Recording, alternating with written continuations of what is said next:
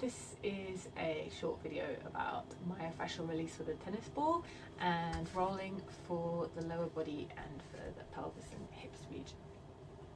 So with your tennis ball, you can find a spot that feels like it needs a little bit of work. What do I mean by that?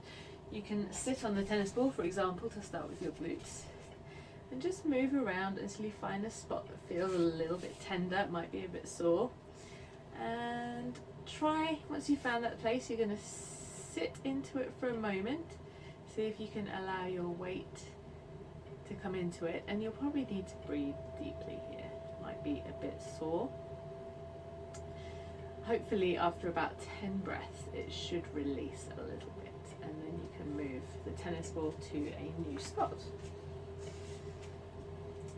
I find that the side of the hips can be really tender for me, so that's a good place to hang out. And this is also really good to come onto your front and get into your hip flexors, so sticking it underneath your leg, and same thing, just finding a spot that feels tender and allowing your weight to sink into it, breathing for about 10 seconds, and hopefully the tenderness can release a little bit. So you can do this working all the way around your pelvis and also into your legs a little bit to release some of the adhesions there. If you have a foam roller, this can be fantastic now for releasing the muscles.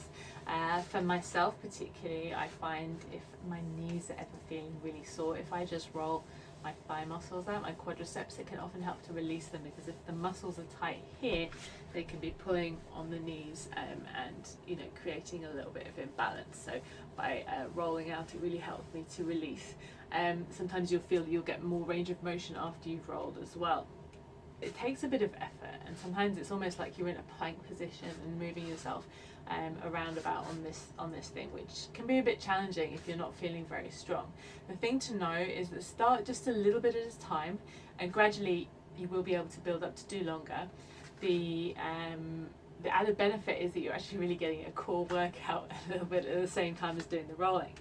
So for your thigh muscles, literally you're going to come place the roller underneath your thigh and just gently roll yourself backwards and forwards on the roller.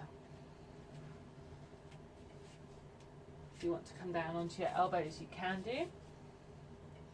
And same as with the tennis ball, if you find a spot that is a little bit tender, you can hold there for a moment and breathe into it while it releases. Be careful not to go right onto the joint, so stop just before you get to the joint. We can then switch onto our sides. So there's a little bit of controversy, should you roll the side of your leg or not. Reason being is that you have a long tendon here, which actually can't be, it's not a muscle as such, because it's a tendon, it can't be released itself, but obviously there is going to be a lot of fascia on top of that, which you can help to release. Right up the top here you have a really small muscle, TFL, which often for belly dancers feels really good, if a little uncomfortable to release here. So I'm going to come onto my side and bring the side of the leg onto the roller, and this can again feel a little bit awkward if you're not used to doing this, but as I said, it can be also a little bit of a core strength workout at the same time. And I'm just doing the same thing, just moving myself along the roller. You also have your hamstrings and calves, which are quite challenging to get into again because you need to put your weight on top of them.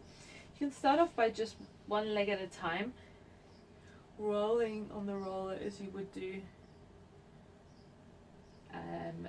with any of the other muscles.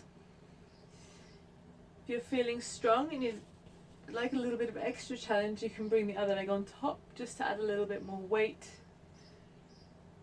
to really get deeply into those muscles. Same goes for the calf. You can start off here, rolling yourself along. Lift your bum up off the floor. Try and put a little bit more weight into it. Try and put a little bit of pressure with your leg down into the roller.